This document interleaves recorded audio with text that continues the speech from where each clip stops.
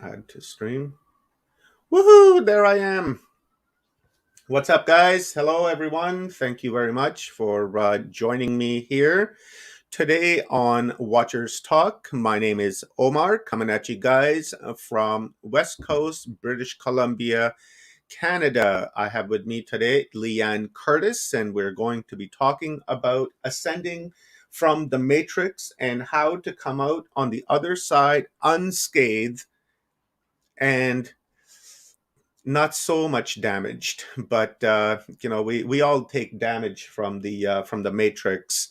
And today is about tips and tools about how we can raise our awareness, raise our self consciousness and our consciousness overall, and to escape the plug of the matrix. Now, I know everybody's trying to get out of the matrix, but escaping the matrix is very difficult because of the programming that is involved, the lifelong programming, right? So, we're going to talk about that today with Liane. Let's bring her on here in a quick second. And please share this stream out, guys, with friends and family who you may think will benefit from this stream and from the lesson and the download we are about to get from our buddy Liane.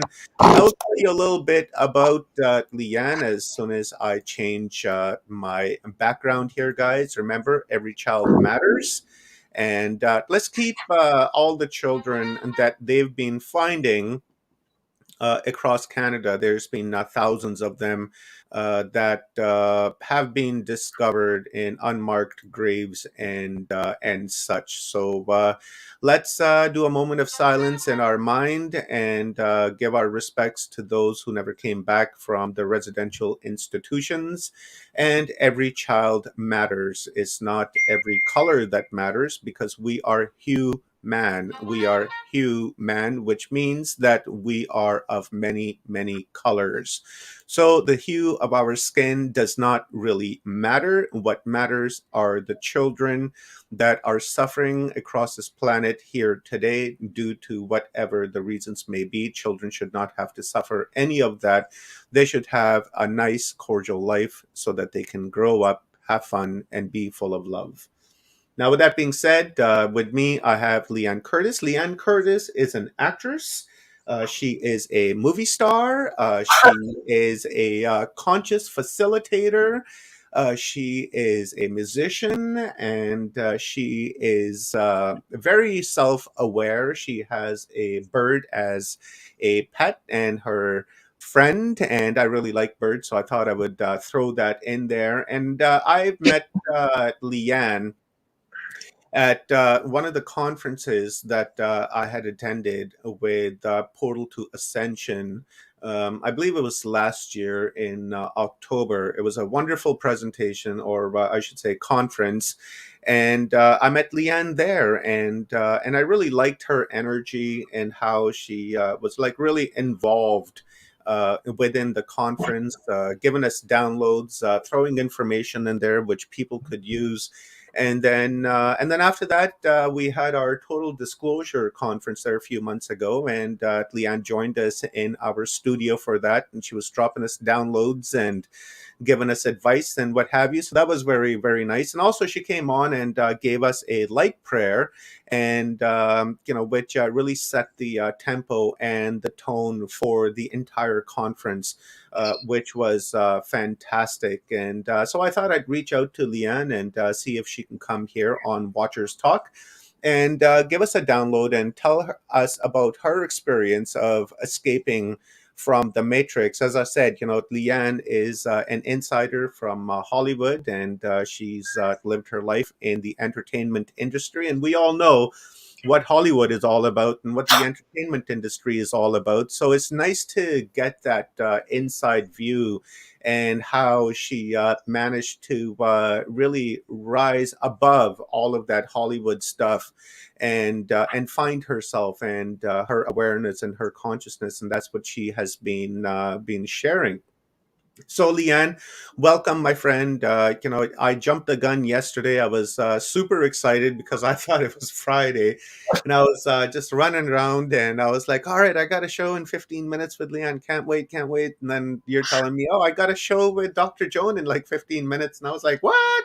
We're double booked here." And then I was calling you, and then realized that it was only Thursday. Well, that's kind of funny because Dr. Joan actually had double booked herself. So you were picking up double booked. Like you got one of the elements right, but wrong person. Yeah, I'm fresh out of a remote viewing class. So I'm like, in that bubble, that's what just happened. the remote Sorry viewing. about the background noise. I'm in New York City and we have sirens and motorcycles and trains, planes, automobiles. They're all Trains and happening. Automobiles. Wasn't that a fantastic movie? John Candy. It was he was a good Canadian. Him Yeah. to put him into a container. Anyways, I lived in New York back in mid to what late '90s. I lived in Manhattan. Just around the corner from the Port Authority station. I believe it was like East 43rd or West 43rd, something like that. It's been a 43rd, probably right around 9th Avenue, 10th Avenue, right over there. I yeah, spent a yeah, lot of time. exactly. Yeah. Yeah, I was like literally like 2 blocks away from the Port Authority station, and my cousin had owned a subway with an apartment up above it, and so I stayed there for about 6 months. And I got to tell you, the hustle and bustle of New York, and having come from Canada, was a little too much for me. So then I decided that I was going to move up to Albany, and so I went and lived in Albany for I guess it was about a year, and then I found this really cool apartment in a little town called Troy, not too far away from Albany. So and then I ended up living there for I think like about 9 months, and then. And then just the lifestyle of the United States and of New York was a little too fast for me, so I decided I was going to come back to Canada. But it was a fascinating experience. It was a great experience to have lived there and kind of check it out. So I know what you're saying when you're saying that it's loud out there, and planes, trains, and automobiles, and sirens, and kind of what have And you. But buses, also in your case. Also, yeah, many sandwiches downstairs. so let's talk about consciousness, Leanne. Wow, that's a big topic, and it's a very acute topic all at the same time. So consciousness and the matrix definitely don't go hand in hand, but we do know that we are interacting with some sort of a simulation or some sort of a holographic program that how can I say this? Because I've got to double think on this, right? Because in one hand, in my mind, I have that consciousness is just an infinite stream, and we are a point of attention within that stream of consciousness. Now, if everything is consciousness and everything is nothing, then that means that the matrix which we are interacting with is in the mind of the consciousness. So this is a little bit of a weird subject to be talking about, because first we have to define, right? First, what we have to do is define what the matrix is, right? Now, is the matrix in the mind, or is the matrix like some sort of a technological device which some sort of extraterrestrial or an ultra terrestrial has created in order for us to have this physical experience of this avatar on this place called Earth? Or is it in the mind? What are your thoughts on that, Leanne? Like, what is the matrix? The matrix is whatever you decide is true in your mind with your thoughts, because we are creators and our thoughts create our reality. So whatever information you are processing, whether you vibrate with it or it does not resonate, that is one thing. If you choose to be observant of where the vibration lies in the scale of lower to higher, slower to more rapid, then you can consciously choose where in the scale you're going to vibrate, and then the matrix, such as it is, which is basically a conglomerate of the collective consciousness, which is a mm, mm, product, and like if it's a math equation, the sum of every single human being who is thinking into the unified field. Now, if we're all thinking the same thing, then it's maybe not coherent, but it is thinking in a one manner. Right now, how humans are seeming to behave, which is in the array of the spectrum of the many timelines that are a result of all the individual choices and interpretations of the matrix, really, like, it's kind of a mess because we've all thought into something, whether it's been created by ultra terrestrials, multi-dimensionals, interdimensionals, ultra celestials. I would say that each one of those cultures, those vibrations, those energies have a strand that vibrates with their energy and their thought and their line thread in the fabric, which contains all of it. I don't know if that makes any sense. It makes sense. I picked up on a few things when you were talking there, like like a collective reality. So we're all collectively pooling our thoughts into this So, thing that we're interacting with. Now, I wonder what your thoughts are on, if we're all collectively putting our thoughts into this matrix. So here, let me put myself on the screen, Liane, being rude so you can see me.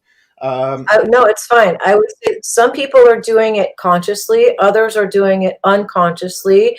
We're all doing it as a result of some kind of programming. Who's doing the programming? Who knows? There was something that you said that begged a question, but then it went in a different tributary. Maybe it'll come back to me, maybe it won't. But I guess the crux of my question back to you is, in your, I don't like to use the word opinion, but I have to, who is like creating the matrix, creating all of this for not for what? There was a question. It'll come back to me. I'm so sorry. Okay, go so ahead. all good, buddy. I was alluding to humanity being a hive mind. Let's say we have humans, and then we have the Dracos, and let's say we have the Arcturians, and we have the Greys. Now, do you think that each one of these civilizations that I just mentioned are of a hive mind? Like humanity, as in one mind, like the microcosm, and it's the entirety of humanity, and each individual one of us are linked into that human hive mind, and through our thought process we're creating this earth realm reality, just as the Arcturians would be, let's say, a hive mind, and they're creating their reality on their world, and Draco, same thing. Do you think like each individual world, would it in itself be a matrix program, or do you think that the entirety of consciousness that's manifested within each one of us is contributing to the universal matrix that we're involved with? So in essence, if is this universe, observable universe that we're looking at, is the matrix, or is the universe just the universe, and within that universe there's like each individual matrix programs, like Earth and Andromeda and kind of what have you? Okay, well, if you want to liken it to a human body, this is what I'm getting right now. You have a liver, you have lungs, you have a circulatory system, you have a brain, you have sinuses, you have eyes, you have touch, taste, feel, hearing. You have all kinds of things that you've not been told you have. Because for whatever reason, suppressing those extra, I can't even call them gifts, because it's like breathing. We have these other senses that we've not, that have been replaced by the idea that we don't. But so within where I was going was, if we're in a big universe that has billions and billions, oh, Carl, we miss you, of galaxies, that would mean how many trillions of cultures and beings are also out there. So if the galaxy and the universe is kind of likened to a human body that has all of these things working and dancing in a beautiful organic dance to keep life going, then why would these cultures not all somehow be necessary? Their existence must be necessary to coexist, to make one big giant, what you said. So yeah, I would say that each dimension has its own matrix. We happen to be in the third dimensional matrix. There are other matrices. I don't know if that's a word, but that's what came to my head. High school dropout. So like, I don't know these big words. Maybe that wasn't a word. And I'm not saying that I'm a high school dropout for any other reason that I think it's funny that I have these big ideas, but I'm not really schooled. It's just the absurdity of the idea that you have to sit there studying and sweating, as opposed to just knowing drops of and gems intrinsically in your whole system, like, because it feels right. Like, it goes back to kinesiology. I've brought that up several times. Your body knows yes or no, what's true and what's not. And when your ego goes running rampant, like, so I don't know if all these other cultures have ego like we do. From what I understand, the fact that hue, like what you said, it's not just skin color. We are all the hues. We are hues. We're vibrational. We're energy. We are the infinite that's contained in the finite very temporarily. And apparently we do this many times to learn something, to expand. And at such time as each human being, and I'm guessing that each human being is one of many fractals that belongs to a higher learning, observing awareness. What that is it a program? I don't know. Like, I think that there are programs that would like to mimic what hue in the man is, but they don't have biologically this DNA in them, which then brings me to, like, this takes us all over the place. Again, in my mind, like, welcome to Liane's tributary world. Abductions. Those are real. Why would other cultures want to abduct us? Like, for me, it's benevolent. For me, it's to make sure the emotional consciousness, the good parts of human being are salvaged. If God forbid there's another cataclysm, which, the way we treat this planet, why not? If La Palma goes, there goes the East Coast, and goodbye, Washington, D.C. So, think about that. Like, what's going on in Antarctica? Stephen Greer just had this interview with this guy, Ed Hecker. I brought that up. Like, I keep bringing that up because Greer. Eric Heckler, yeah. Eric Hecker. I don't get names right. I get his phone number right. I remember numerical things. Eric Hecker, I had him on at Total Disclosure there a couple of months ago, and right, I remember. he was talking about what did he DOMs, I believe that he called them. And he's still talking about DOMs, which each have like 2,700 volts, and there are like several hundred of them in these machines. And he likened it to saying, when somebody who has never seen a gun before, and they ask, "What's that?" and you honestly give them the honest answer. This here This holds a liquid. Here, we'll just use a lighter because I have one. This holds a liquid called butane. It's a butane holder. Look, if you've never seen a lighter before, this is a container that holds butane. And that's all I tell you. Do I tell you that if you do this, you're going to fucking burn yourself? No. Can it be used for good? Yes. Can it be used for some fuckery? Yes. Mm-hmm. So, not telling somebody that this is a container that holds butane, well, what does the butane do? Like, is nobody asking the next question? It's not about the answers. It's about asking the right question.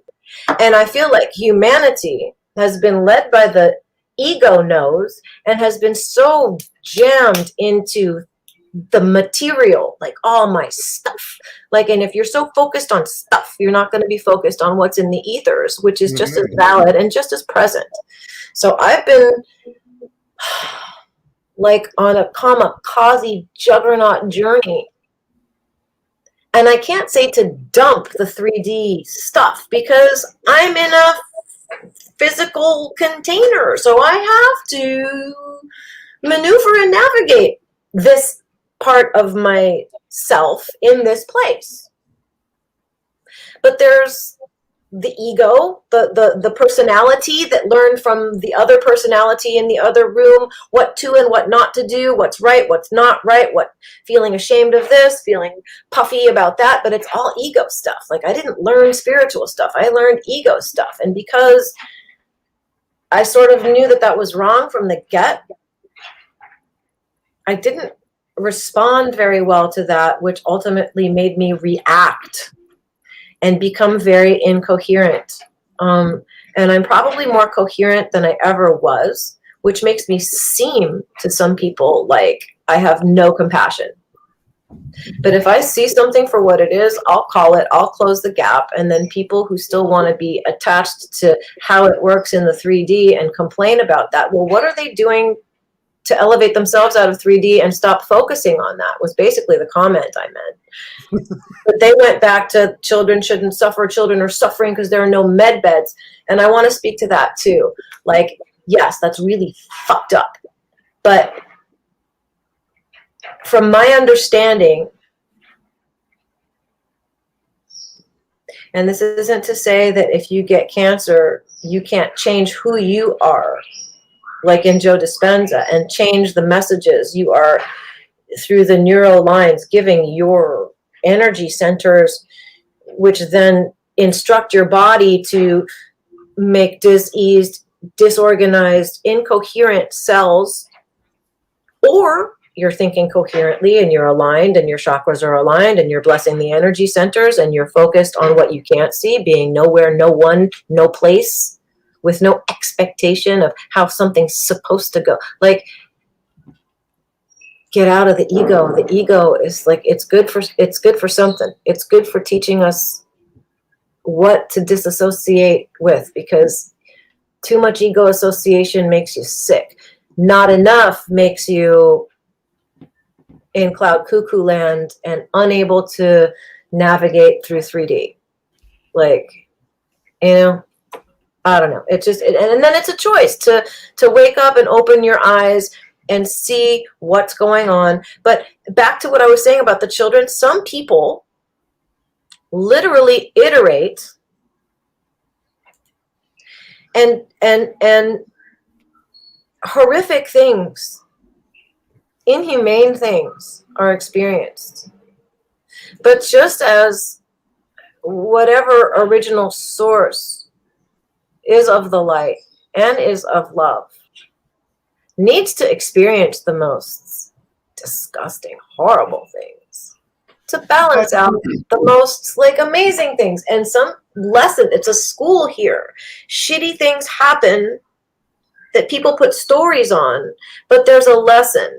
And souls, I think, also are born into groups. And if it just, I don't know, and you got to be a little bit of everything before you can be a whole thing.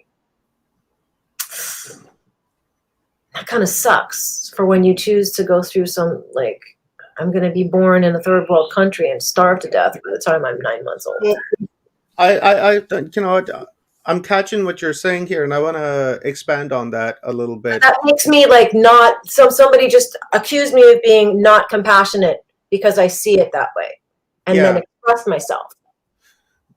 let me approach it from this angle, Liane. Um, you know,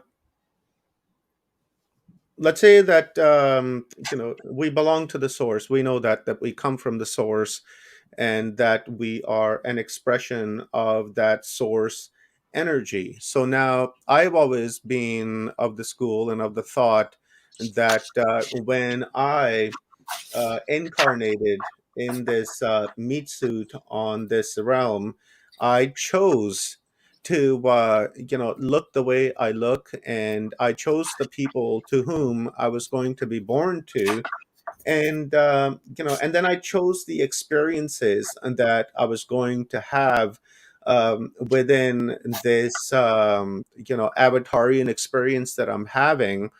So if I choose to be born, let's say, in a first world country like the United States, that's the experience that I wish to have. But if I chose to be born into a third world country and go through that, I guess suffering would be a key word there. Go through the suffering, lack of food, lack of love, compassion, yada yada yada.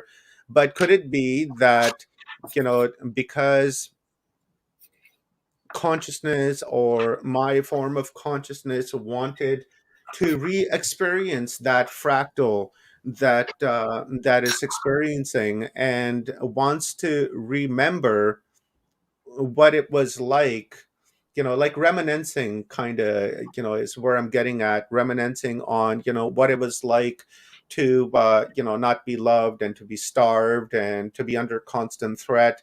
And then on the other side, the polarity of that is that being born in a first world country, you have access to food, housing, things like that, that nowadays, if you're lucky.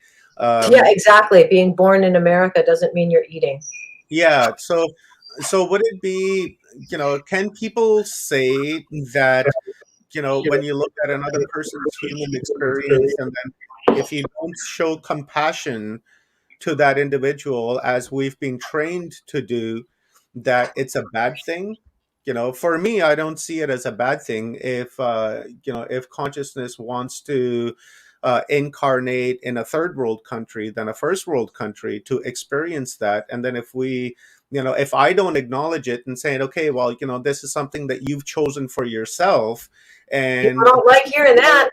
yeah, this is your human experience, so just live it, instead of complaining about it, or it sounds callous and cold, No, it's the but lack it's of not being cold. able to take accountability. That is pathological in this species. For whatever reason, nobody wants to take accountability for their thoughts and the fact that their thoughts create their reality. Because the quality of what you choose to think, you can respond to any atrocity with anger, with love, with fear, by sobbing, like that. All those responses create that many different timelines. Like, and source, if somebody gets the shit beaten out of them and brutally raped, isn't going to come go, oh, poor baby, you're evil, I hate you, and I have only love for you because you're the victim. Source doesn't give a fuck like that. It Yeah, doesn't. It's a fucking neutral observer. And these people who run around tied to their egos going, the med beds aren't coming fast enough, kids are committing suicide. Well, those kids made an agreement before they showed up that they were going to commit suicide because mom and dad and their surrounding human beings needed that fucking lesson and stop pissing and moaning. And what are you doing to fix it other than being on Michael Sala's exopolitics, complaining that it's not happening fast enough, putting your snowflake story on shit when all I'm doing is giving you a fishing rod so you don't have to feel like that. I mean, that makes me a little mad. yeah, I'm not compassionate. I'm wake up, wake up, wake up. It's like what yeah. Joan said. I'm tweaking the frequency. Okay. A realist is what I would call. I would have to agree with that. There is a time to time and place to show compassion and love. But the thing I think that our civilization and our people need to come to understand and resonate with is the fact that we've, created these contracts before we incarnated here. As I was saying earlier, we've chosen our experience and we've chosen everything when we came here, and then it's a follow through with that. How can I say it? It's like a play, and you're on stage, and you're one of the people that are playing that particular role, and then when Seth your role calls it comes the to an end, pantomime. The yeah, pantomime. It's a you really that's pantomime that we all choose to play, and we put all of our little soul party that we travel with. Okay, this time you're going to be mom. This time I'm going to be a kid. Dad's going to croak when you're 5. Like, what the it's all like, go watch some QHHT regressions, y'all. Y'all, now I sound like David Adair. Hey, y'all. When I went on that craft and I touched that thing, and like I felt it talk to me, and it said, "Let's get the hell out of here." And I didn't know what that meant, but I kind of felt a jolt, and I got off of that spaceship, and something came with me, and it's never left, y'all. I love David Adair. I wish I could hug him. Sorry, I just went on a Liane tributary again. I do this. it's all good, buddy. Let me. I'm taking notes here, so let me just Well, quickly and go here's back. another thing.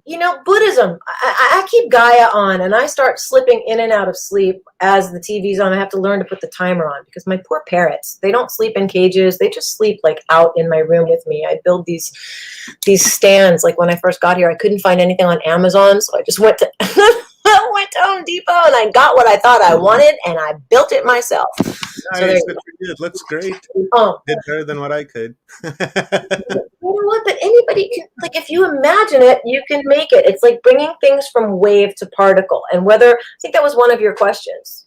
No, that was Greg's question. Like, how do you know you've manifested something as opposed to just put your nose down and whatever? Well, it's all kind of a manifestation.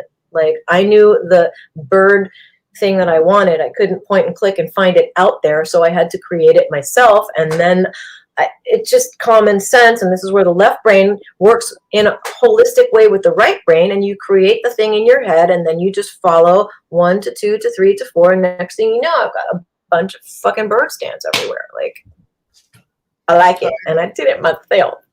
I know what you're talking about, and and what I have to say to that is that follow the process and don't worry about the results, right? Follow the process and the details of the process, and the universe or your consciousness or whatever it is that you want to call it, when it thinks that you're ready to receive something, it will make it happen, whether it's through coincidence or, through levels of coincidences, or, you just happen to come It's across not it. coincidence. Like, your higher self Yeah. knows what is good for you, and your higher self knows that Liane Curtis wasn't supposed to be an A-list celebrity when she was 16 years old hanging out with Robert Downey. Like, for the longest time, I felt like, do you know how you wave people, bon voyage?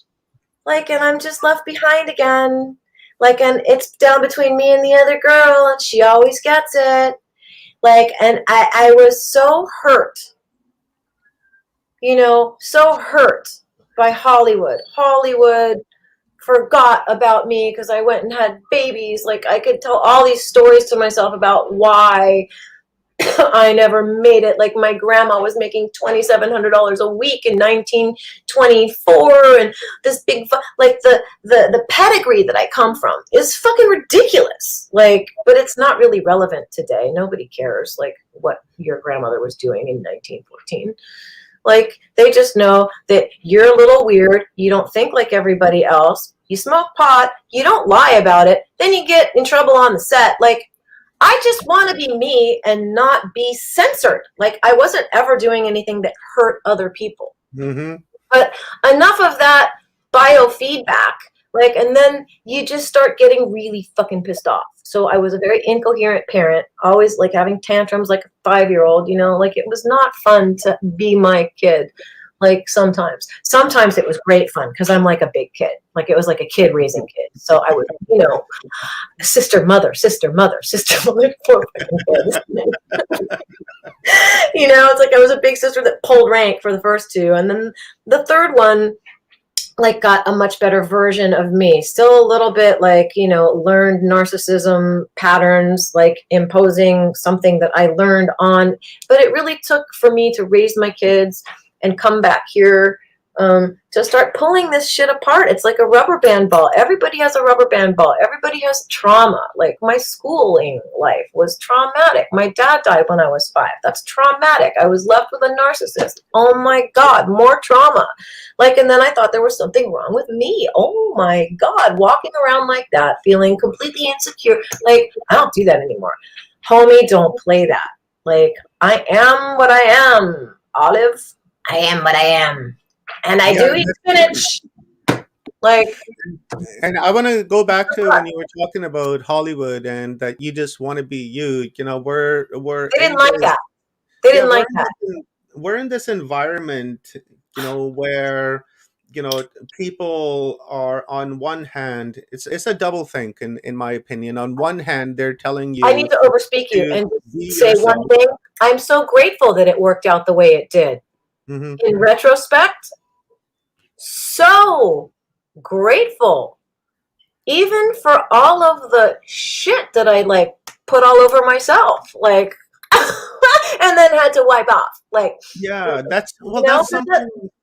At least I know that I did it to myself, and I'm not going, but because she raised me like that. No, she raised me like that, and then I became, and now I have to separate her story from I don't even know what my story is. I've been living somebody else's story this whole time. That's fucked up.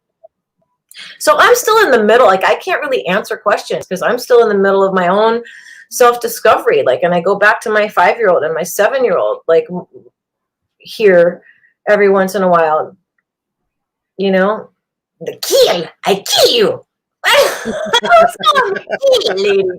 Somebody was watching. Yeah, right. We like him, Ahmed, and his interviews. Oh my God!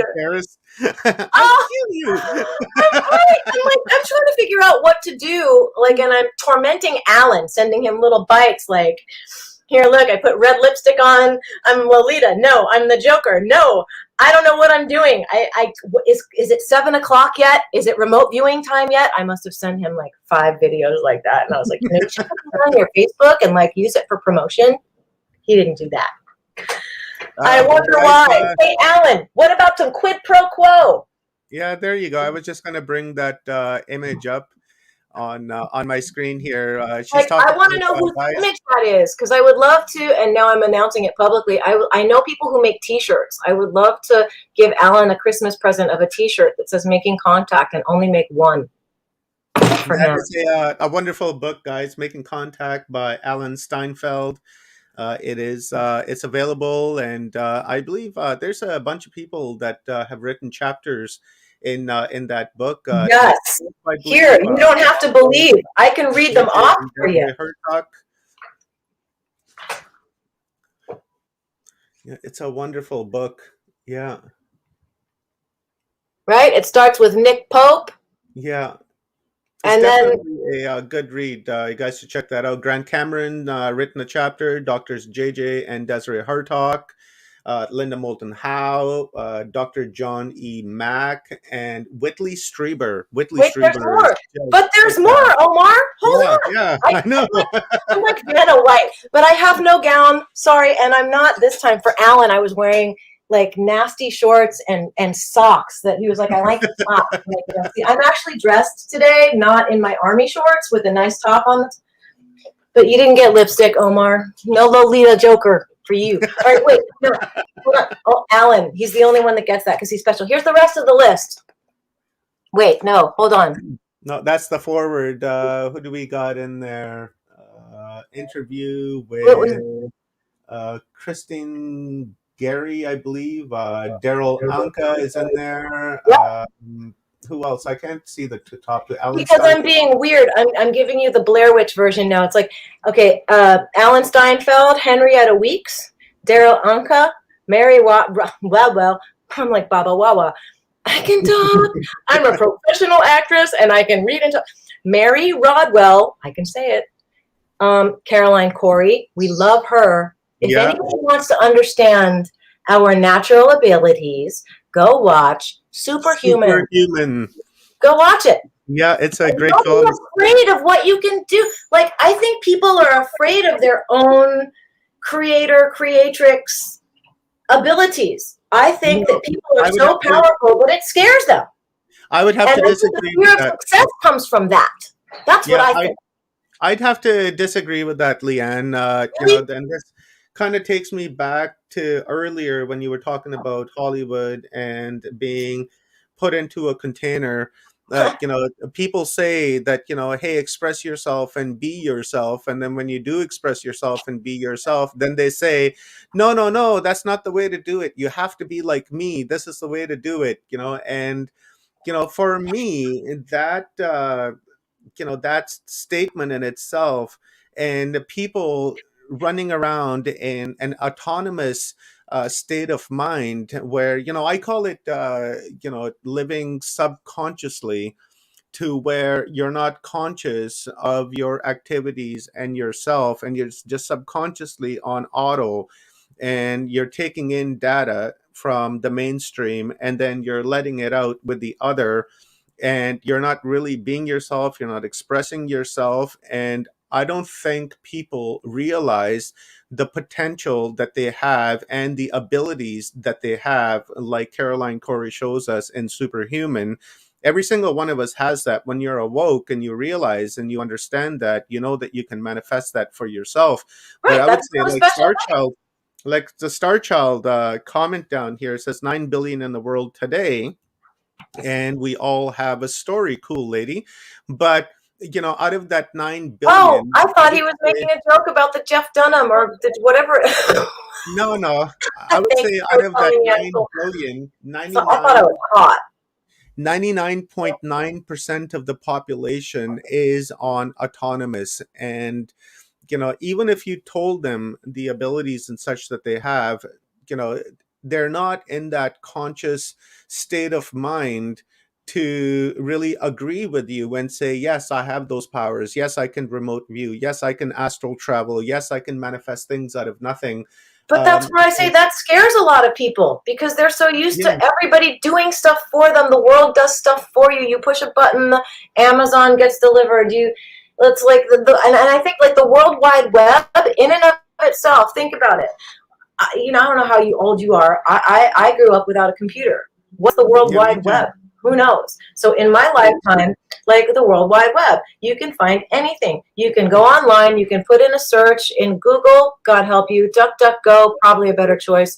And this is That's just what I use. I That's don't what I know. I'm use. gonna start using it. And right now I'm on Chrome. Like so, God only knows. Anyway, but the World Wide Web to me, it's like consciousness is endless, and you can tap into all of the thoughts that have ever been thought because information is non-local. Your consciousness is non-local. How do you explain flying dreams, astral projecting? Like I put my back out and my husband was so upset because he couldn't do anything. I literally dreamed that I walked into this room. I almost tripped over my Yorkshire Terrier, and my husband was on this bed laying down. And I thought, and I woke up like, what the? But I'm pretty sure, even though he's got more of his feet in Muggle world, like some incoherent projection came here because he was worried, not consciously doing that.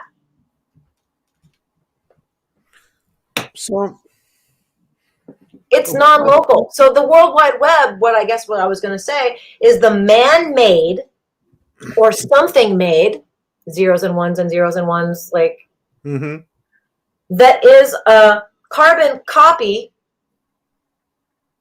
version and offers the same thing consciousness does in an artificially intelligent free way.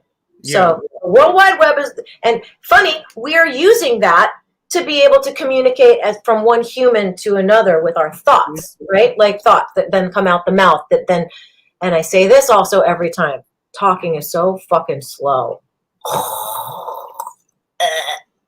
Thoughts work faster than the speed of light. I would say everybody's psychic. This is boring yeah, now. I would say talking is like dial-up. Remember the dial-up internet where you had to plug your phone line into your laptop and Hey man, I remember rotary phones. Okay. yeah, I yeah, remember. that's what talking reminds me of, when we're aware of the potential and the power that we have, that we can telepathically communicate with one another, and that we can send information at the speed of consciousness, at an instant. I can think a thought and then you would have that thought, but it's something that you would have to practice, of course. Well, today we have to practice, but I would say, 10, 15, 20,000 years ago, people didn't need to practice. They already had that as a form, of their daily communication. Their culture and their daily routine, they understood that. Well, they also understood, like the Hopi and all of the indigenous tribes here understand that we come from the star people. They don't have a problem with that. They know that they've been interacting and living with them. Like, I know somebody who went to Brazil. It's like that one director went to Brazil, and when somebody turned around and said, well, this doesn't happen. Like, it's so commonplace to see UFOs, and they know that their star family interacts, always has, comes back and forth, always has. That's like not even a thing in Brazil. That's just like, pass the popcorn, whatever. They're very casual about it. Here, because our military had to go and get all greedy and crazy and use the reverse engineering so that they could be first strike and hurt other people first so that we could be the king of the... Like, what? Who are you? Go away. Yeah. You're boring. It's boring. It's like it's boring. They're like caricatures of themselves. It's like I was saying at the conference there a few days ago during the panel, that there are two type of UFO interactions that are happening. One is the worldview of the UFO interaction, ET interaction that's happening, and then the second is the Americanized version of UFO contact and ET contact. Like that goes to Richard Dolan, the false flag version of they're bad and they're gonna come kill you, and because, we couldn't freak you out like when we came and did bad stuff here in 2001. We did bad stuff here. Like, okay, but we're not going to be accountable for that publicly, even though everybody really knows. Okay, here it is. Like, when private wealth controls government, who pretends to be working for the people when really they are only the bitch of private fucking wealth. Mm-hmm. And the private people who are in the private wealth sector, like, you think they give fuck all about you. They've got 8 Mile down, La Palma crashes. Guess who's going down? Bezos, right, flying around space in his little cock rocket that's the same shape as his bald fucking head with his $180 billion that he's got to hoard to himself. What a fucking asshole that guy is. Yeah, like, if he's even a human. How's that one? And what about Elon Musk? Oh, let's wire everybody. Why are you putting a wire in my head? Because my consciousness all of a sudden broke? What? I came out broken because I don't see things that I can't see with my eyes. No, I'm fine, Elon. Like, and so what's sorry to interrupt, Liane, but I just want to quickly say this before it escapes my mind, because I too am a pothead. Like my question that went into the ethers. Oh yeah, okay, yeah. I almost lost it there. It came back. Speaking of Elon Musk, trying to put things in our heads, and then we've got Bezos, who's Dr. Evil himself.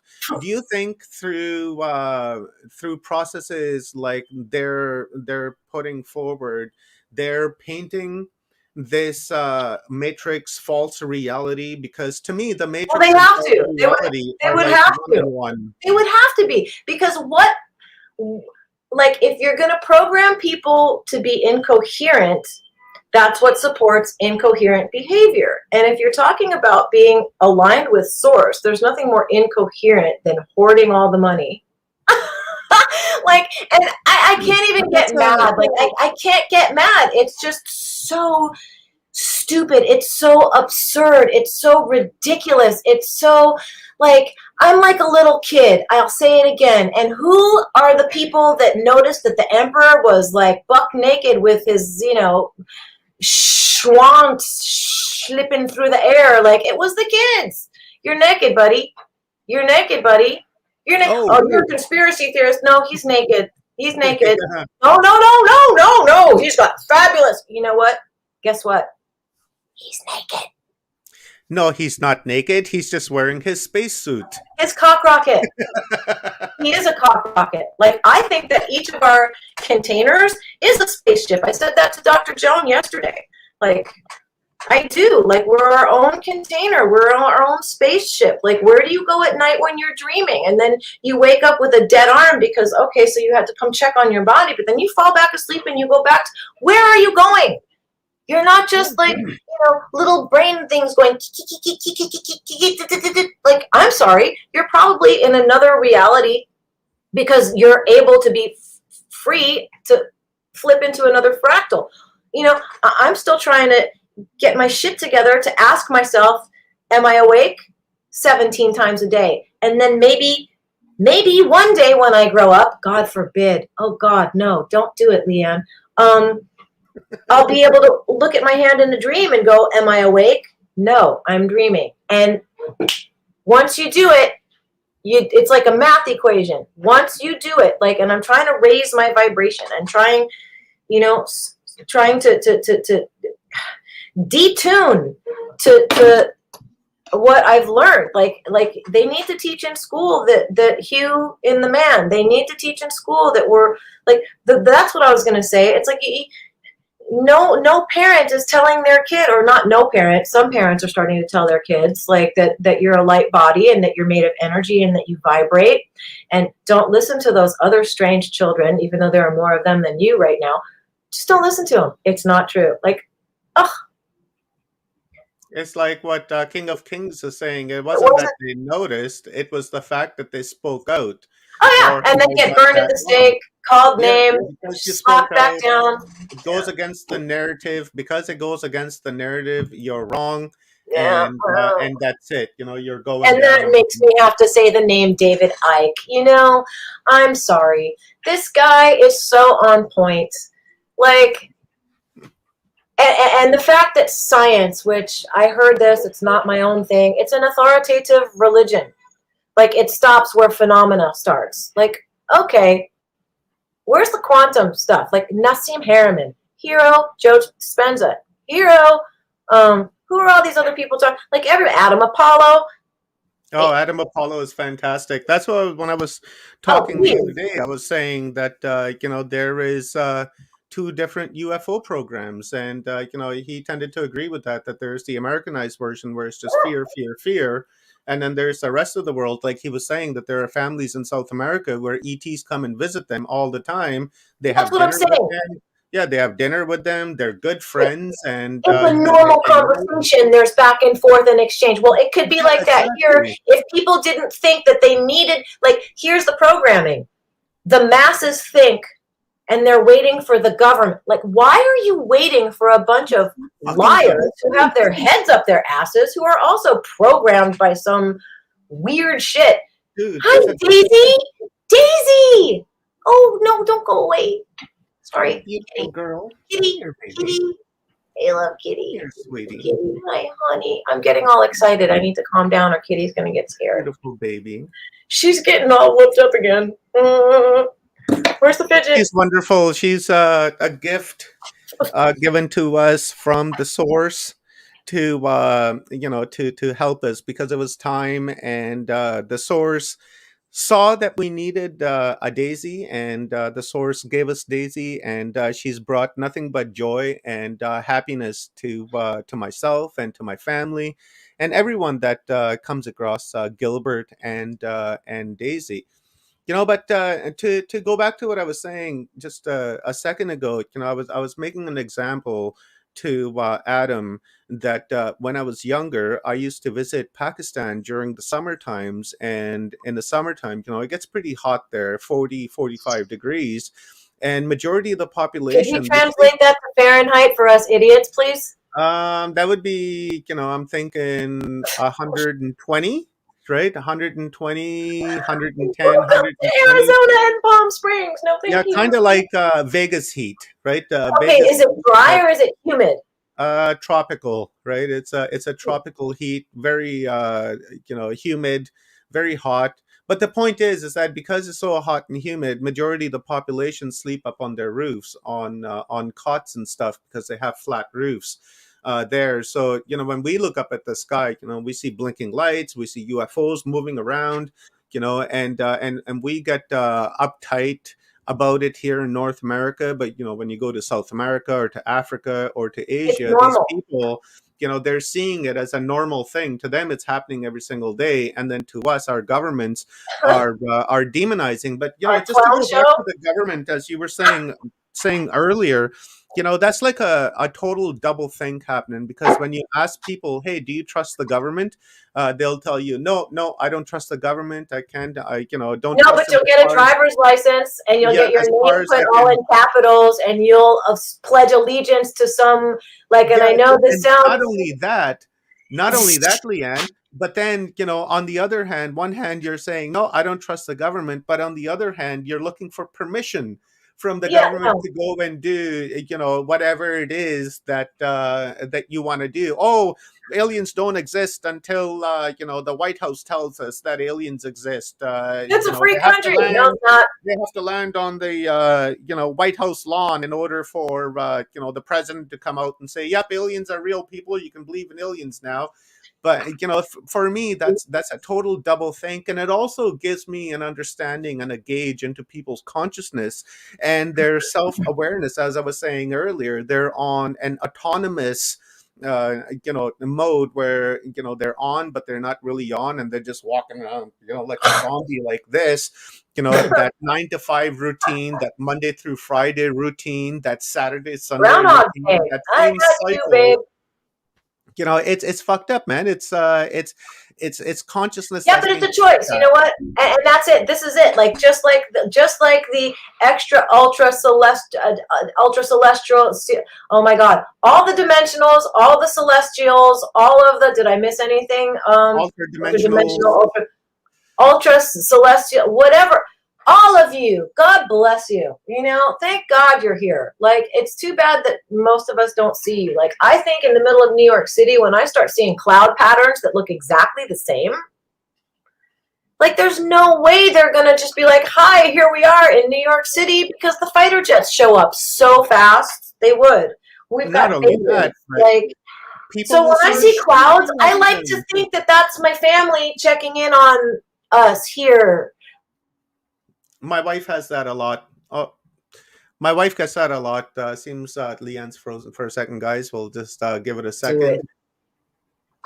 You're frozen, buddy. You're Oh, frozen. sorry. I said if I could. Yeah, there's a shock that I'm frozen when I start talking about fighter jets, like, and how I want to reforest Manhattan and knock down every building and make it a forest again. Give it back to the Lenape people who don't even live where they. Like, this is their Earth. This is their where they were talking to their sky family. And now, do you think there's probably even one left on Manhattan? That's not even called Manhattan. It's called Manhattan with 2 A's at the end. And then some jackass goes, "Here's $25 and let's call it new."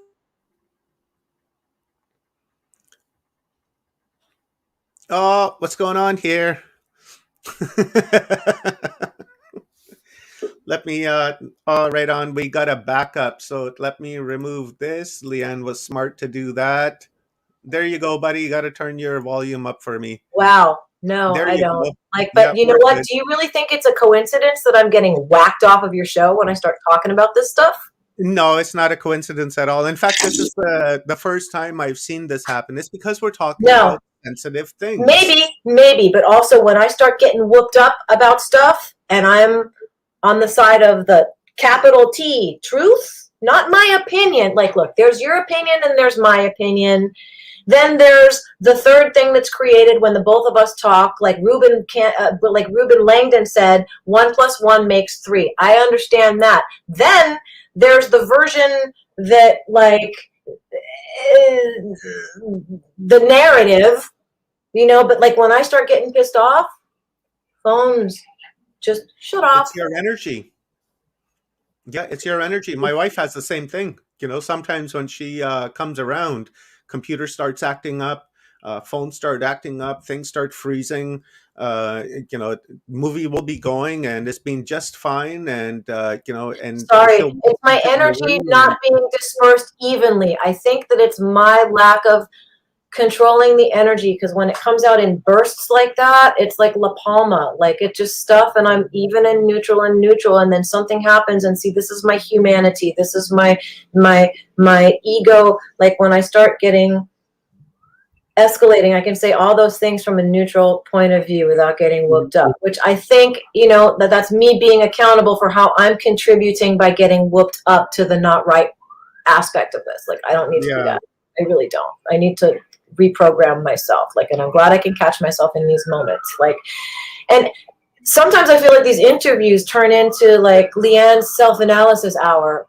I'm not sure how else to respond. I mean, poor Greg. Oh my God. Well, Like, no, actually, that's the way it should be, of the self analysis, because we're talking about you, and we're talking about your ascension process.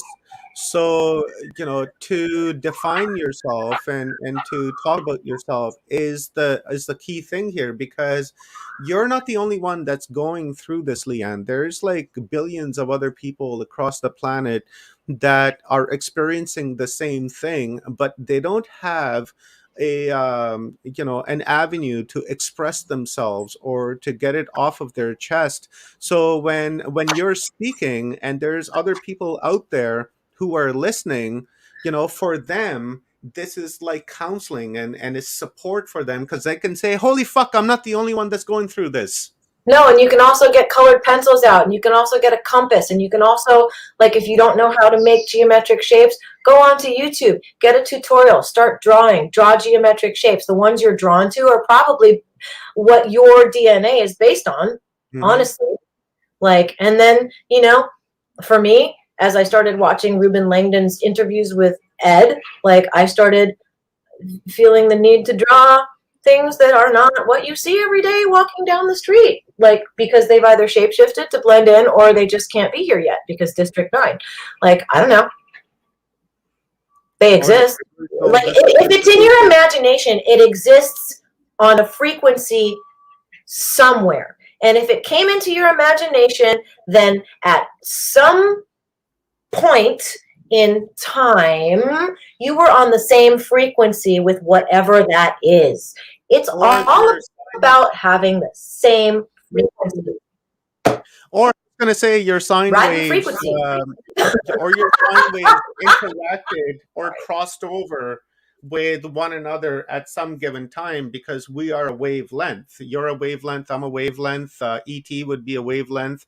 So just because they're out Right. of our And wave visual to particle. perceptual range doesn't necessarily mean that they're not there. They could be parallel, existing right here, and at some given time we intersect like that. And then when we intersect, we take away a little bit of information, they take And away a so little do bit of they. information. Hopefully. Yeah. And how do we discern that information that we just managed to get a download of, or we just managed to come across?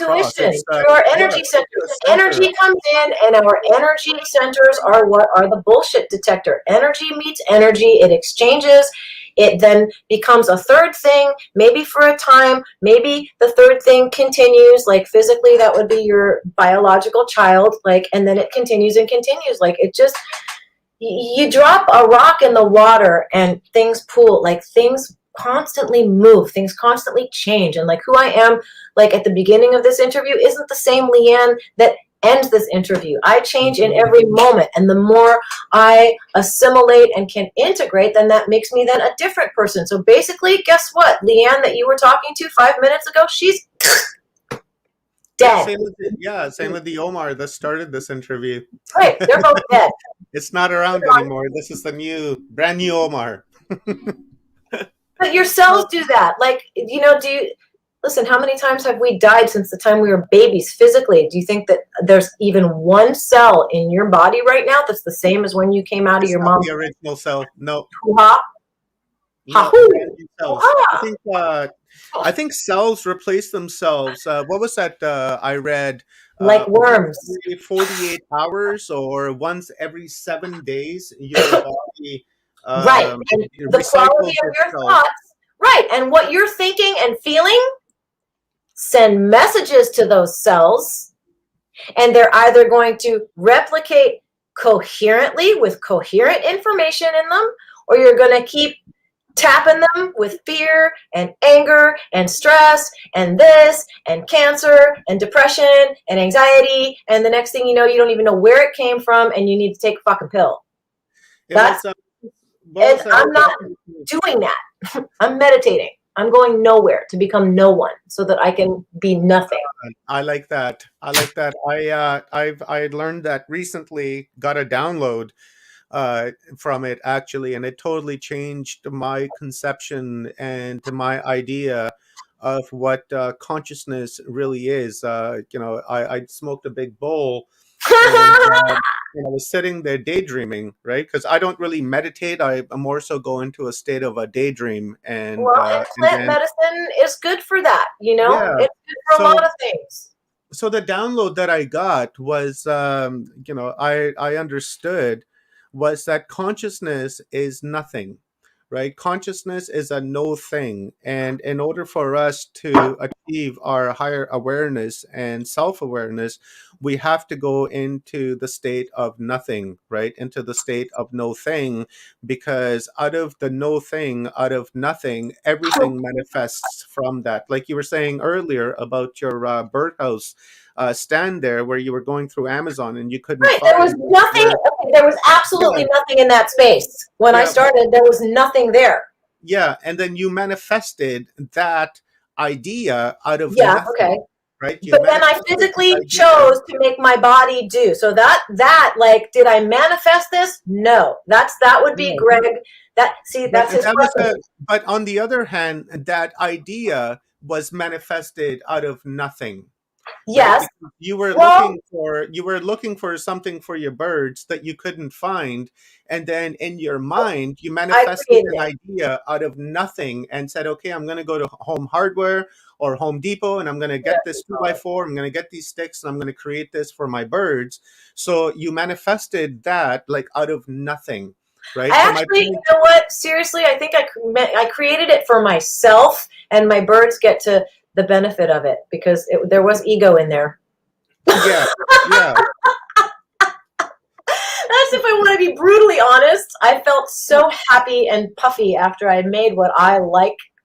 Yeah, well, you should be. You should be happy about that because ego, it's. I was talking to my shaman yesterday, and he told me that ego is a good thing, but we need to keep our ego in check In and in fact, balance. Right? yeah, We need to keep it in balance. We can't have too little of ego because then we wouldn't be able to progress ourselves.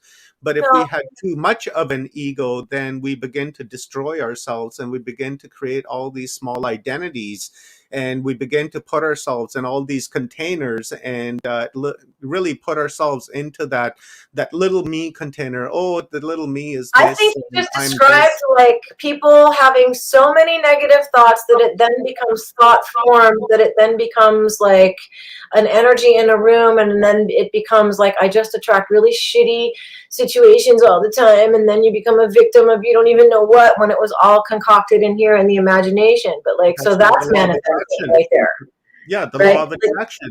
right. Well, see, manifesting to me is when I think things like, I really miss that perfume that I had. Like, there was one time in my life where I could afford to go to Needless Markup, that would be Neiman Marcus, and get myself a 450, which wasn't 450 back then, dollar bottle of very fussy perfume that I really, really liked. I thought about that. I thought about that. I thought about that. And I had this like little whimsical, like, oh, it would be fun to have that. And I was gifted a bottle of it out of the blue. Like, and even 2 years ago when I first got here, like I left my life in LA and I had this really nice Volkswagen Tiguan and I was paying $350 a month for it. Yes, I did, King of Kings.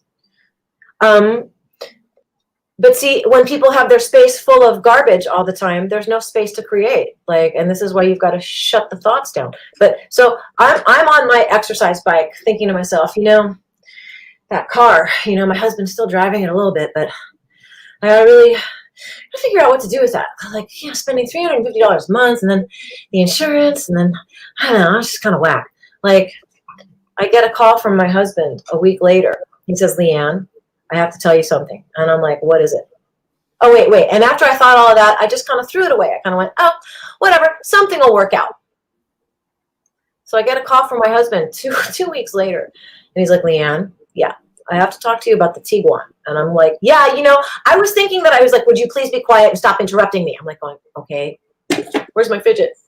Well, I actually didn't have a fidget. I'm so grateful for this thing. Anyway, so I stuffed it way down and sat on my tongue and let him talk. And he's like, so I was driving down Sepulveda and I'm going, oh no, this guy has had so many car accidents.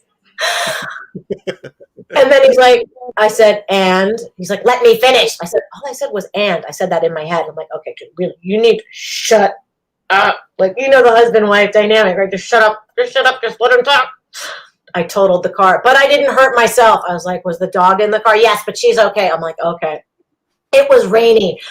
For those of you who know the alternate route, when the 405 is fucked up, you get onto Sepulveda Pass, right? So he was up over Mulholland, and then he came down through the little tunnel that everybody likes to go and honk their horn, right? So we get through the tunnel, and then we start going down the windy hill, and for whatever reason, traffic stopped. He didn't notice. He slammed on the brakes, and Oh no. So here we go. And he says, but, and I'm like, what's the but? And remember what I was thinking and asking for on the bike. I totaled the car. Oh, wait. And then on while I was on the bike, and I said, and I really could use an extra $1,000. Like, it would really be nice to have an extra $1,000 to boot. Like, I just added that on. He says, the insurance company sent me a check for $991 more than what you owed on it. Oh, wow. So goodbye $350 payment. No car just sitting in the fucking, driveway being useless.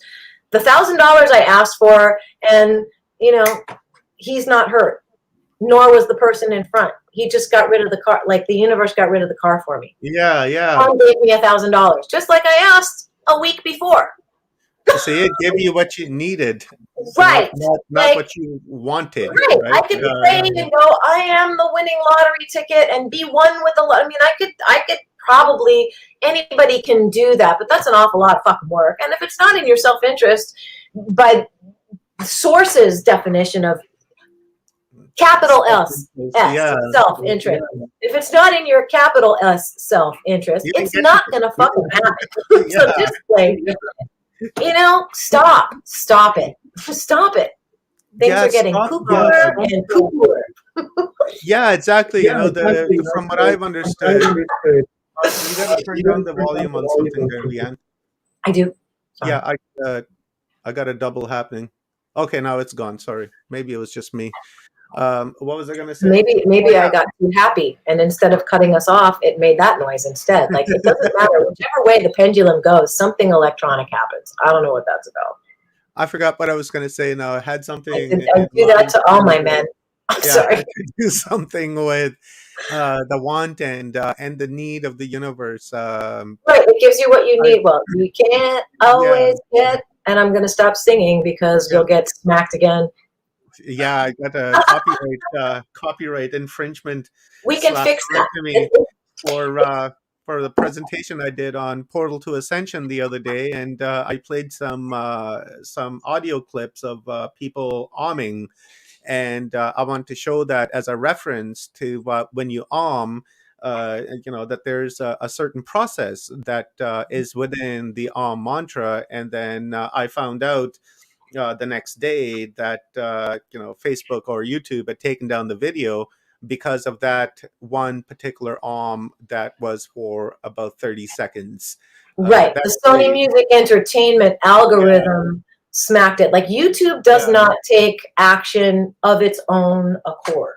Like yeah. YouTube just follows the rules because at the end of the day, YouTube's the one that's going to get smacked with the infringement fee. Hmm. Fine, not you guys, because you are riding their network. Frequency. They are the ones responsible for the infringement. So that's why they shut people down. So now here's the thing. I can explain this to anybody who's watching who does presentations.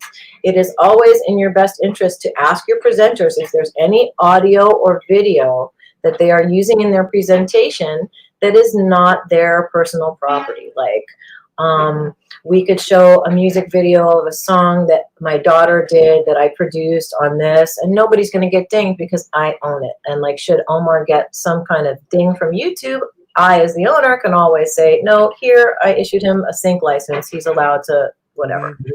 Like, had you gone to Sony Music Entertainment and said, the artist so-and-so has a recording of this and I'm looking to use a 30-second clip of this particular recording, would you please issue me a license for that? They may say, well, what are you using it for? And you can say, for education. And then they likely wouldn't charge you money for it. They would just and then you would have the little copyright Sony Music Entertainment at the bottom of your presentation, wherever, written someplace, or Neil would put it on. And then you avoid the whole issue. It's a simple permission slip.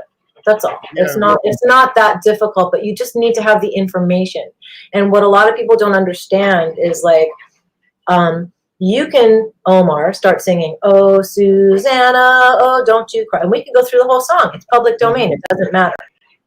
But once you use a recorded version of Oh, Susanna, the master recording, not the song on the master recording, but the master recording itself is now goods that belong to whoever is the artist, or if they sold their publishing, belongs to the publisher. And if the artist is famous, it's probably something like Sony Music Entertainment, not Vulcan A Publishing.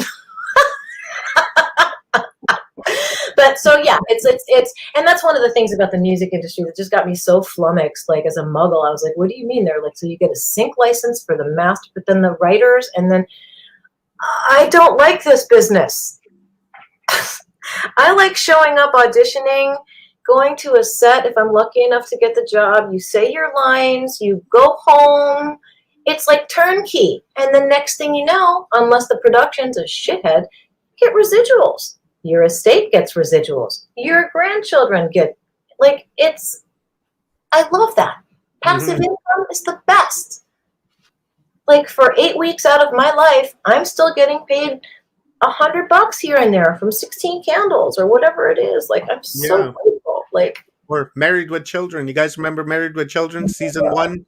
Season one, Liane was there with what was her name? It wasn't Peggy, but Marcy. You were sitting, hanging out with Marcy. Yeah, I watched that episode.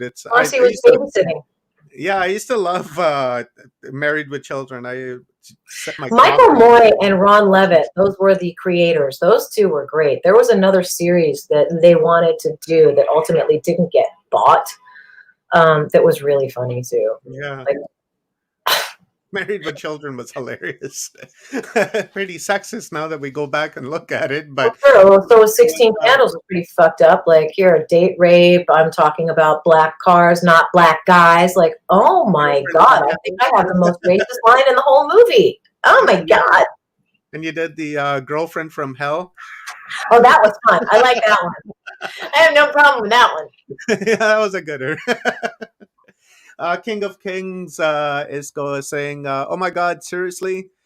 They can pull you for a chant now, Omar. Yeah, man. The Om mantra. Om.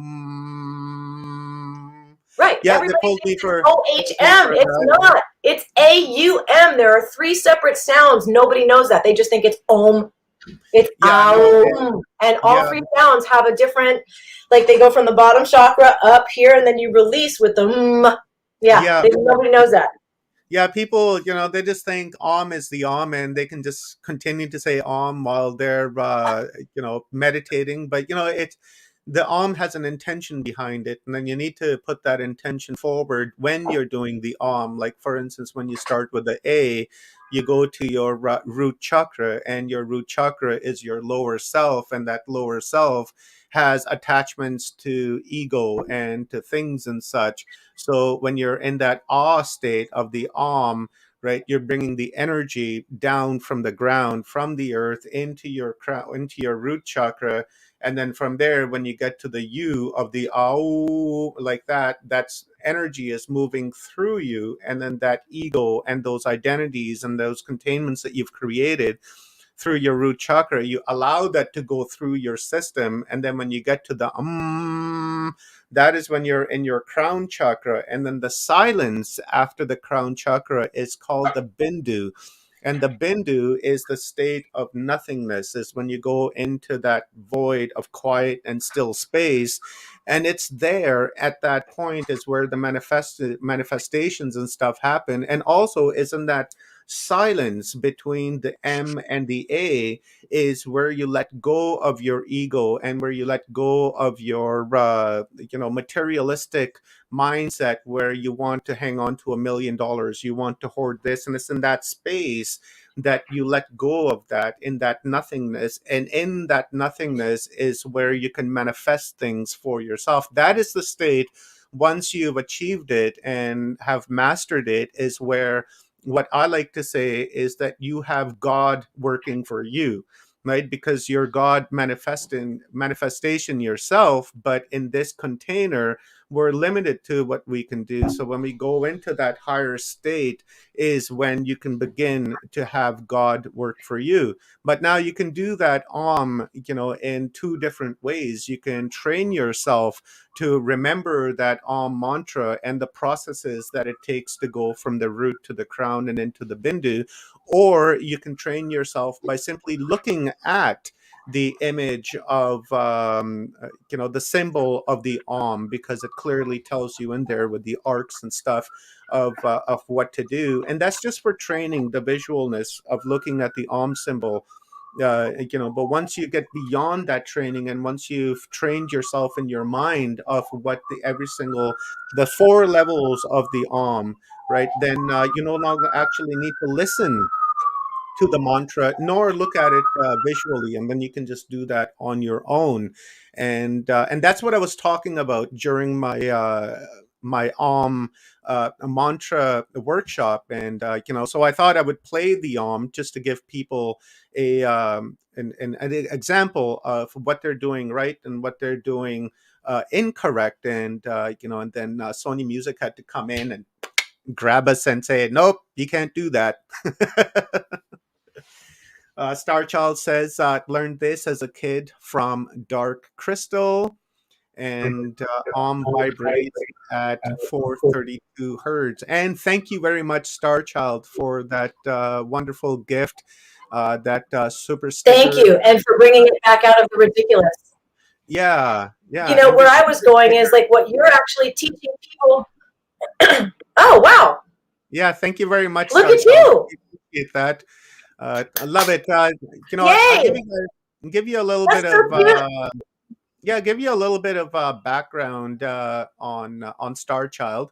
Starchild is actually one of the founders of Watchers Talk, and Starchild and I began the group Watchers on Do I Facebook. know this person? Who is it? Why am I being dummy about the Um, handle? Oh, she's a super, super good friend of mine. We started Watchers Talk, the group on Facebook, like 6 or 7 years ago. And it was around that time that we came up with the conception and the idea of starting a stream like this. And then so we started, and started with a whole different team. And then now we have a totally different team. But one thing I would have to say is that Star has always supported me. and has always had my back right from day one and right until today. And I I love don't that. see that changing. We have a wonderful relationship. She's like a sister of mine. I'll hook you up, Liane, after the show here. I'll hook you Sounds up. like a And drug deal, Omar.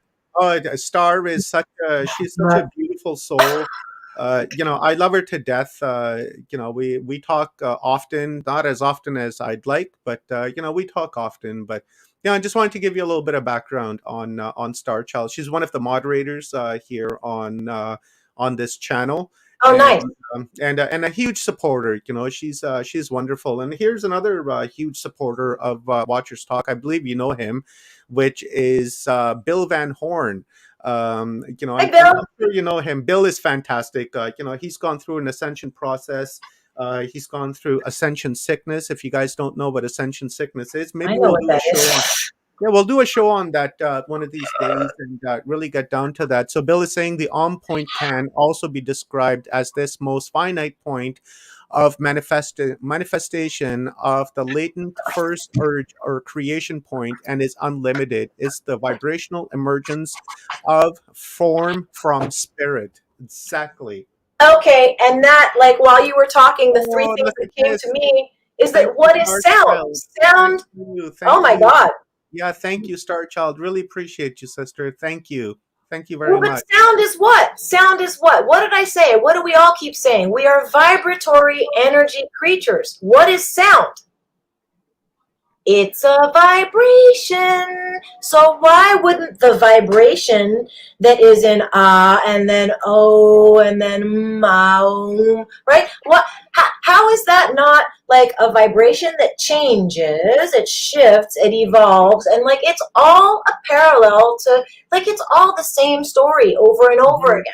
The same story in different forms over and over and over. And nobody's looking at the algorithm, which is right in front of everybody's face. Like, it's because mhm. it's in us. Like, and we're so distracted. We're It's not so only it's not only the the AUM, but there is LOM, LUM. There is DOM, kinds of DUM. oming. Like, you can be conscious about making these sounds. Yeah, it was Be like the conscious. video that Think we about saw. what is going on in your body when you're making these sounds. You can hum those sounds as well, and that You humming, can feel it yeah, that if you're humming centers you tuning as out the well. crazy. I've said this before, and and I'll say it again. Uh-oh. When we tune our avatar, we need to come to the point of stillness. It's like when we tune a guitar string, right? Like the guitar that you got sitting behind you, Liane. It's the when you tune the guitar string, you don't tune the guitar string once you've strummed it. When you strum it, you listen to it, and then you see if let me bring this one. And you do your you tune your avatar or you tune your guitar once the string has come to a stop, when it's absolute still, and then you tune it and then you strum it again, and then you get that vibration, that sound, right? Exactly. The human body is the same thing, where the human body needs to come to a stillness in that place of center, and then once you reach that place of center, that's when you can begin to tune your avatars so that it becomes part of the harmony of the earth, becomes part of your community, the vibration of the earth and the kingdom that surrounds you. So, Liane, we're hitting 1 hour and 28 minutes. And, before we close this stream out, this session, I'd like to ask you one thing. What would be some of the tips and tools that you can suggest to people to help the ascension process so that it doesn't hurt as much?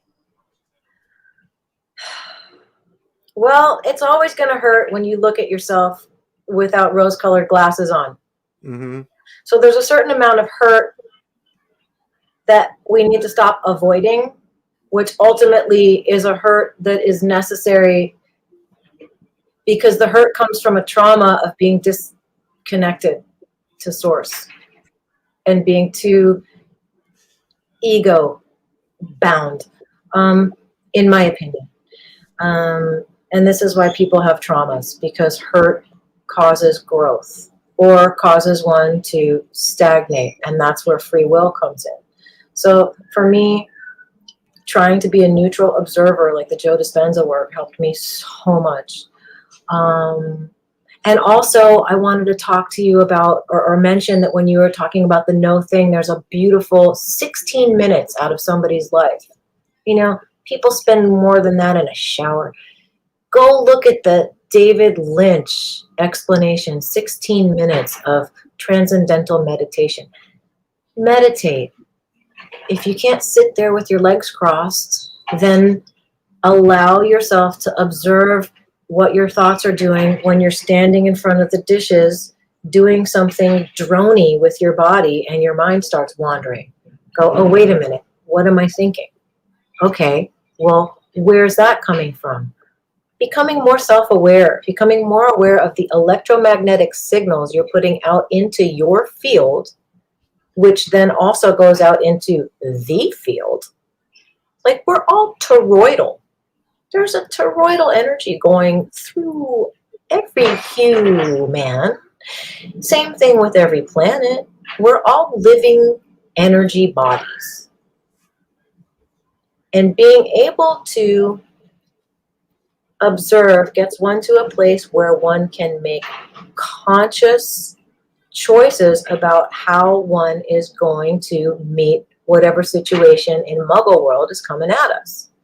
And the idea that we can evolve from being a foot stomping tantrum, it's not going my way, let me just yell at everybody around me, like that, or go, oh wow, it's not happening my way. Well, maybe it's for my higher good. Like, what's that about? Let's talk about this with ourselves. Let's just sit down in the corner and have a little meeting with ourselves, and not just keep reacting like, incoherent, whatever. And this comes back to like Jérôme Calvar. I would love to talk to him. Hi, Mick. I don't know you, but hi. I did. So just focus back on your breath. Try to be a neutral observer. Listen to Eckhart Tolle's story about when he was so depressed and said, I want to kill myself. And then thank God something came in and went, how many selves are in there? And he went, wait a minute. And stopped focusing on how depressed he was and started being completely like a child, curious about what is this myself? What is this? Like a child, get curious about what's in here. What makes you tick? Why? Is it working for you? What's the intention behind it? What is the subconscious tape that's playing that's associated with this behavior? Is it something that moves you forward feeling good? Or is it something that makes you feel ashamed of yourself and not confident? Well, that's not the one you want to be cuckolding. Sometimes people are literally addicted to the hormones of anger or the hormones of fear, or like an addiction to a chemical in one's body is no different than from me loving that. Okay? So what? Everybody has something. Go inside. Stop looking outside. Look inside. Be accountable. Grow the fuck up. Sorry, but really, come on now. Come on, guys. We can do this. We can do this. Love yourself. Be compassionate with yourself. Forgive yourself. That's the game, guys. Can't do it for anybody else. Put the oxygen mask on yourself first. If you pass out, you're not going to help anybody else, right? So I'm not ready to help people. I'm ready to continue putting the oxygen mask on myself first and trying to figure out what the fuck this is, so that maybe, one day I'll have something intelligent to say that's coherent and helps people. I don't know. In the meantime, I'll just keep doing light language. I think what you said today was making music. I think to what you said today was pretty intelligent, and that really is the key, Liane, is to look in within, to go internal, to see the external, because the external is in the internal. Because you are infinite possibilities, everything that there ever was, ever is, ever will be. So whatever it is that you want to see in the external, you have to project it from within, from the internal, because whatever you project from the internal will manifest into the external. That will become reality, right? It's like Liane said, stop focusing on your depression, stop focusing on your sadness or your anger or the fear, because those are It's just asking for more. illusions. It's asking Yeah, for more. It's like, if you want to, like my mom, oh, the dread disease. And then she'll say, I'm so grateful that I'm not in pain today. It's like, well, that's still focusing on the pain, but you've just vocalized it in an inverse, but you're still focused on the pain. She's like, but I was yeah, grateful for not being in pain. It's like, why aren't you grateful for feeling loose? Why are you even using joyous. the word pain? Like, like, it's a trick that we play on ourselves. Like in Yeah, the inverse, like the other thing is looking inside. Like when somebody really pisses you off, like why is that? Is it something that they're doing, or is it something that you also do that you don't like in you? Because if that weren't the case, you would have no response to the other person. that's right. None. That's right. That's very So well said. That's be good fucking point as well. accountable for everything. Yeah, and especially of your thoughts, because your thoughts manifest, and your thoughts take energy, and and gain energy from other people who are Right. thinking the same thing, and then it becomes a force to be reckoned with, that has a potential of destroying yourself, your life, and those around you, right? So Intention. yeah, You're talking about intention right now. What are yeah, you yeah. choosing? Like, what is the purpose of you saying something? For me, it's to tweak the frequency. I can't help how it's received. Like, I'm not being compassionate. It's like, okay, that's your problem. Like, I can't. I see what I see. Yeah, yeah. It kind of reminds me of my buddy Michael Feely, I and love Michael. That's yeah, why I me put too. 222. When you were Yeah, talking about the Om, it was 222, and he says that yeah, that's the Christ consciousness number right there. And I saw right. it while you were Yeah, talking. I wanted and to say that. and Props to Michael.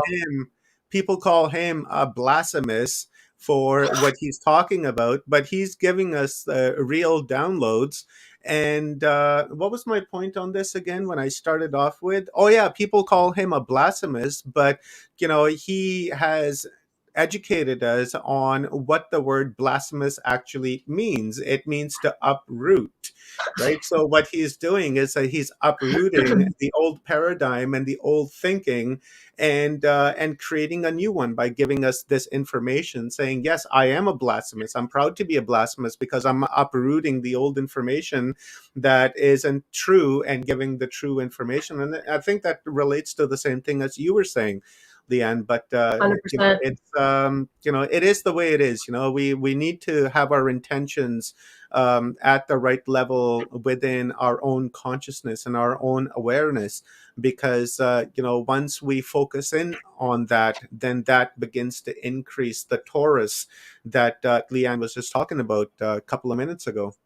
Right. As you get more coherent, your toroidal energy field expands. It Hmm. does. You get a Yeah, bigger field the more coherent and the more in line and aligned you are. And listen, like when I go in there and my mom says something and it just hits me the wrong way and it's based in narcissism, even though she can't really, so like in there, like I still get pissed off and I still want to be a sassy teenager and go, well, probably that's because your brain's shredded. Like I can't help what you did to yourself. Like I want to stop asking me to fix something that you, oh sure, it's my fault. Like, oh my god, are you kidding me right now?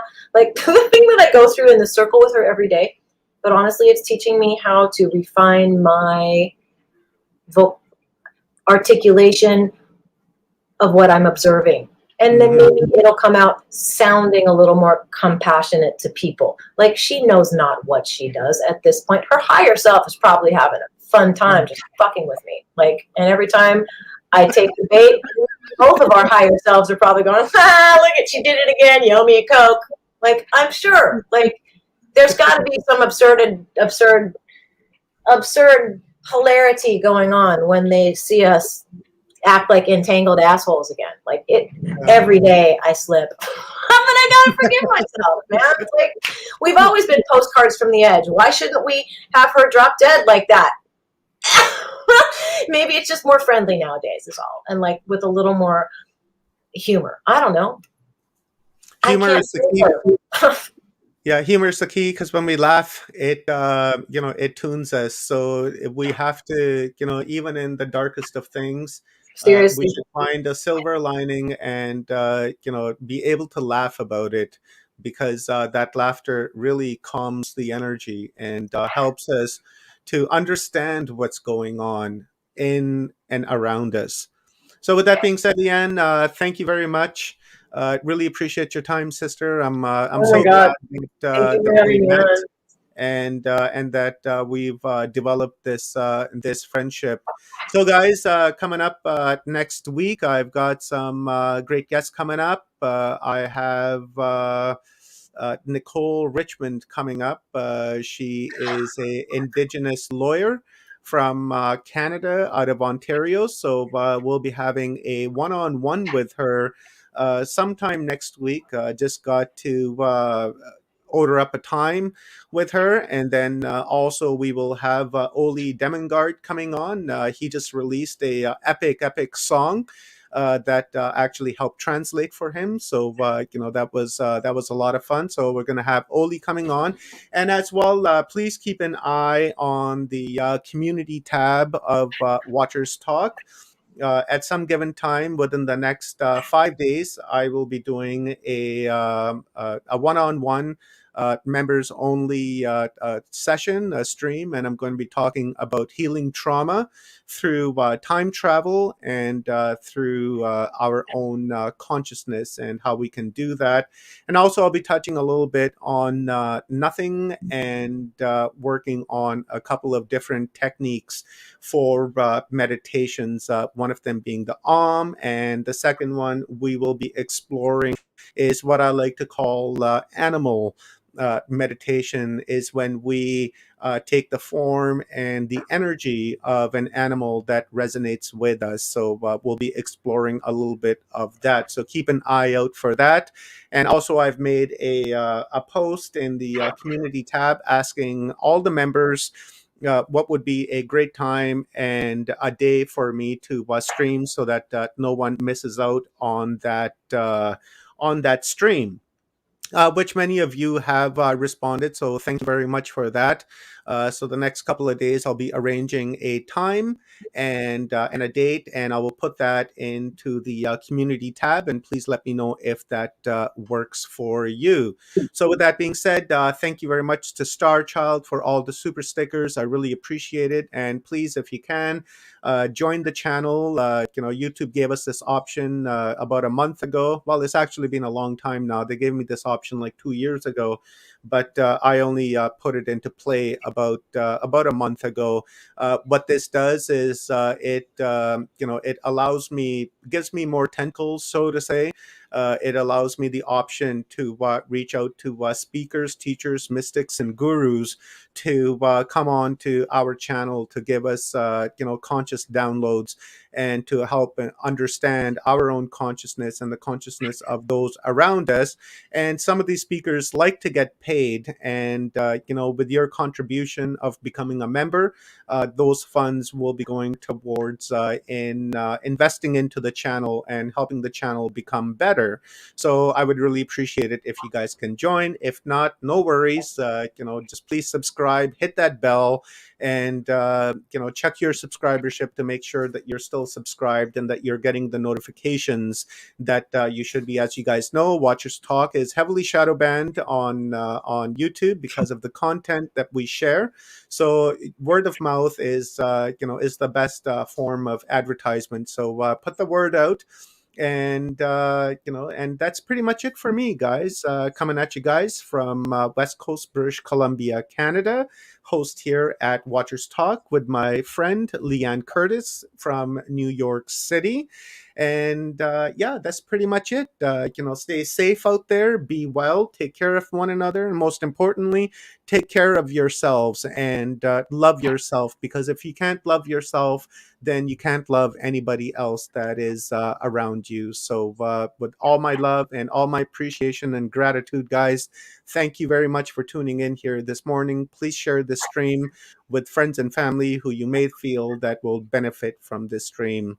Good day for now. Love you all, and be safe out there. And we will see you next time. Can I love myself just for a second? You sure can, buddy. If you guys are curious about any of my music, I'm on SoundCloud at Vulcan-A-Music. And then you can find me on YouTube doing light language every morning on Riding the Frequency, FREAKWENCY on YouTube. And another shameless plug, Ray Hernandez. I don't know if you guys know who he is. Guy. Yeah, I know him. Okay, well, I was very fortunate to be able to submit some art, and I think as long as it comes out okay, whatever I sent him, he's going to be using some of my art in his new 4-volume Nice. Congrats, buddy. So I'm really I'm very grateful for that, and it just makes me feel a little bit more seen. Ego. But I am an only child, and I was in the industry, so it's nice to have a voice in the community, and I really just wanted to express my gratitude for having me on the show and allowing me to speak. And hopefully as I go, I'll get more eloquent. And I just thank you guys so much. Thank you so much. Thank you so much. I'm really grateful for the space. Thank you, Liane. We don't want elegance. We want the pure, raw Liane, because that's how we all are. We are raw within ourselves, and we don't want the elegance. That's not what Watchers Talk is about. Okay, fuck you then, Omar. I'm kidding. Yeah, that's the fucking way to do it.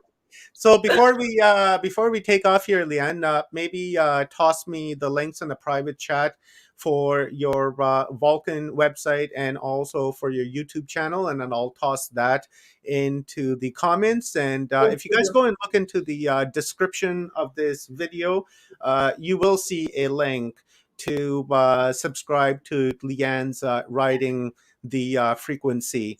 And it's okay if you don't want to. It's really okay. Like, that's not self-deprecating. I don't ever want to force myself on anything or anyone. Ever. I say go and subscribe, hit the bell button, and get the notifications, because Liane does morning light language prayers, and I listen to them sometimes, and sometimes I don't. Look, Liane's frozen again. There she is. Okay, so before we take off, how about this, Liane? Let's do a closing with a light prayer. And then we'll close out. And guys, make sure you go and subscribe to Liane's YouTube channel. Liane, did you put your Vulcan website in the private chats here so I can share that? Well, I've got my SoundCloud, Vulcan Music, and I don't really have a website. I got a better idea. How about we do the light prayer, and then after that, send me the link to your SoundCloud, and I'll go into the description of this video, and I'll add that in there so that so that the links are there. So before we close out, you mind giving us a light prayer? No, not at all. Not at all. Thank you.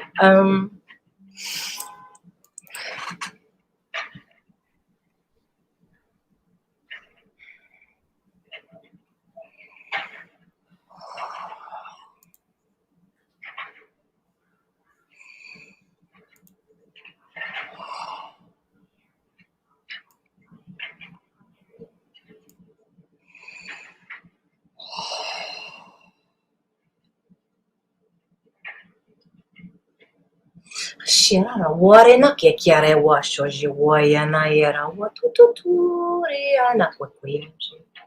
Ora hoshena kwekwiyashi shakwarushna puputita ya ware kwakoshena ne ana worta. Are hachera wa ujna ke kashira rokhime na ushish kwakwaya. Ena wora ana nena Gaia ena tera washushika kwashena wawara. Itakwahur. Ijakwakuyana kwakwa.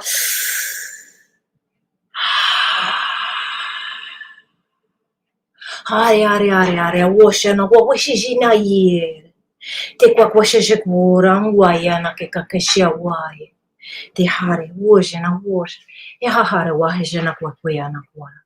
Te war inahera. Shikwa era hea nea war, washija kwakuyana era war. Te aquahia, te awar, hashashakwa.